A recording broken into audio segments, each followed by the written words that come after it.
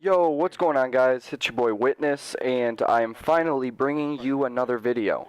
Now, this is about the roster changes that we've been looking for two people for God knows how long. It's probably been at least 2 months. Yeah, 2 months. After Philly, we were looking for people. We found a couple, ended up dropping them for some other reasons, and we just been searching and searching and searching for people. We were running with a lot of different people, probably about 6 to 8 people, and we put a lot of time and effort into putting these people together and seeing what works well with our playstyle. And we've came to make a decision, Hazard Eyes and I, came to make a decision that we are going to be picking up Versatile and Nick. I don't know if you guys know them. You may not, depending if you guys are on Twitter or not. But they are officially on the Fracture roster for UGC Niagara 2014. With that being said, you will see in this video that this is a tournament that we were playing. It's called the COD AM League. And let me explain a little bit about what it is what you do is you play this tournament, this qualifying tournament. You place top 16 out of this, I think it was a 64-team bracket. You end up going into pool play. And there's 4 pools, 4 teams each. It's kind of like, I mean, I'm sure you guys have seen pool play either back in Black Ops 1 or in other games and stuff. They've recently, they're doing this for AMs now, which is kind of cool. It gives us kind of a chance to get our names out there and play for some money. This was a trial. Now, we're not going to be winning any money from this. We did end up placing top 16. I believe it was top 12 that we did actually place, but we placed into this pool play that I think starts in about a half hour, so I'm trying to get this video out to you guys before that starts. But it's a $10 buy-in to buy into the qualifier to go into, try to get top 16 and start playing in pool play. I believe the top 2 people in top 2 teams in each pool end up playing in like a bracket or something like the playoffs, and there's going to be some good money up for grabs, especially if there's a turnout like it was for this tournament.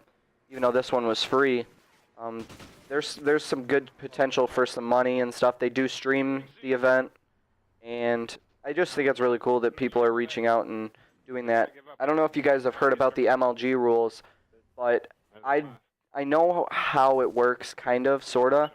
And I watched a couple videos from some pro players, seeing what it was about and what they meant by it. And I shouldn't probably explain that because I don't want to give you the wrong information, but a good video to go watch is Nameless Envy. He explains it really well in his video. I would recommend you guys to go see that, and especially if you're going to travel to Anaheim and going to do that sort of thing. Now, I believe, I don't want to explain it. Alright, I'll just leave it at that. Go to Nameless, watch his video on the MLG changes, and you can check that out and see what you guys think. But anyways, so about this tournament, we ended up picking up Versatile and Nick for this tournament, and this was kind of our deciding factor to see if they were going to be on the team or not. We'd only been playing with them, 2 days, I think, before this event, and so we tried to, this was kind of our trial, so to speak. Versatile runs a sub, Nick runs a sub, I run an AR, and Hazard Eyes runs a sub/AR. And sometimes we do switch it up. For instance, Hazard Eyes is a monster on Freight domination with an AR. And obviously you can see, I'm running the Remington, I'm running the AR on this map, so we kind of switch things up depending on what kind of play styles are needed for each map. And I kind of like that our whole team is really versatile. No pun intended, but a lot of people can play a lot of different things and fill in for each other, and that's pretty much why we picked them. I mean, we were winning all these matches. I was seeing that all the Nick and Versatile were both doing at least neutral, if not positive, and they just really fit with our team, and I'm happy with how we played. There were a couple mistakes that we need to fix, and we know exactly what we need to fix in order to do a lot better. Our search and destroy game is a little weak right now, but once we get that under our belts, we get more experience with that, go over some strategies, that sort of thing. I really think we have the potential to be a top team for UGC. If you guys have been watching these videos for a while now and you've been subscribed over a year, you know, I went to UGC last year and placed top 8. It was a really, really hard run. I went with Paranoia, Arson, and Benadryl.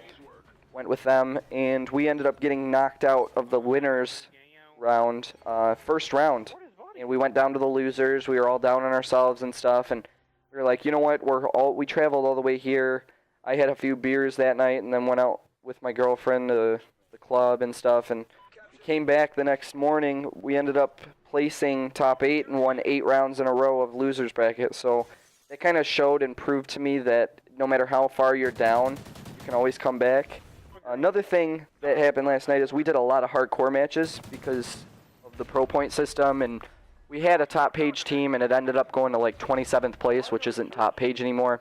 So we started playing those last night with Nick and Versatile, and won 4 or 5 out of all of our matches, and that's how many we played. We won all of them, and we played the 5th place team was 37-4, and then a 20-2 team and a 12-3 team.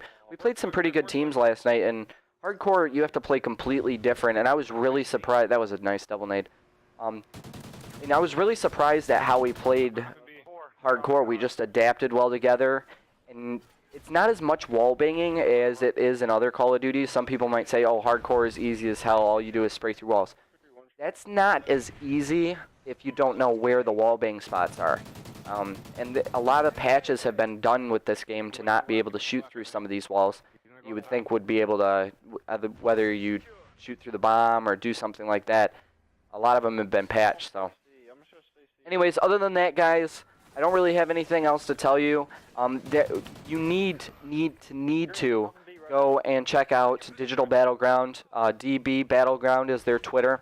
They're our main sponsor right now, and Greg, who is the owner of it, is a really great guy, and he has really helped me out and our team out as much as he possibly can, and we need to get his name out there. And they're a Michigan-based company, which I live in Michigan, obviously. So they do some things a little bit out of state too. Like I don't know where Midwest, I think we're called. I don't know where Michigan, Indiana, Ohio, that region's called. But he does a lot of work in that area. Whether it's helping put together tournaments and stuff. They have some really great gear that you can get. They actually just partnered with Cinch Gaming, who is another company. They're like the Scuff controller, but I personally I've put one in my hands and I've played with it a bit. I don't own one yet, but that is going to be probably the first purchase I make after I took care of the Team Pass and hotel. I gotta just figure out what I'm doing as far as flying or driving or whatever. I gotta figure that out. But as soon as I get the money, I am buying a Cinch controller, and we have a discount code for 5%. If you type in FRAC, that's FRAC, and you go to Cinch Gaming, CINCH Gaming.com. They have some really great products that you can try out, and honestly, I don't know if you guys know who I'm Cody is, but Cody uses one.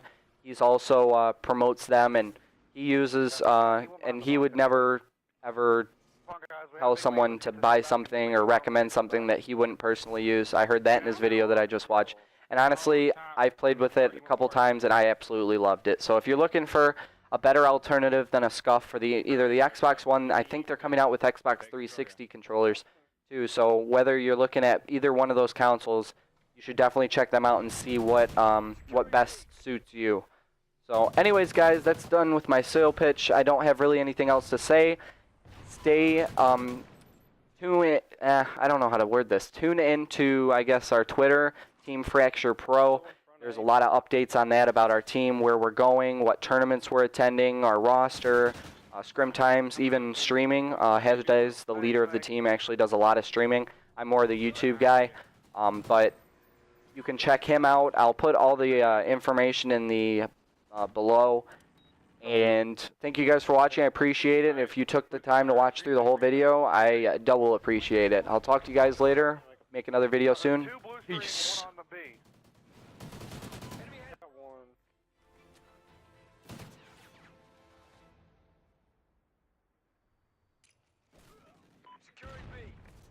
Yep, our green.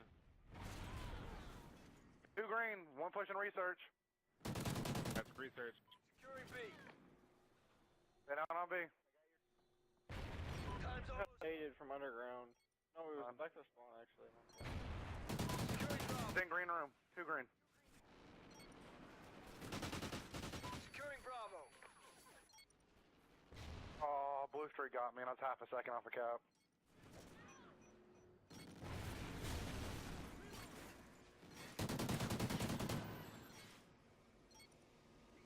Oh.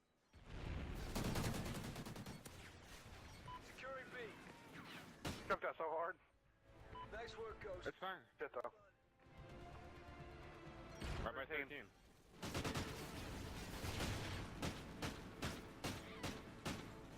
Just win next side and we're fine.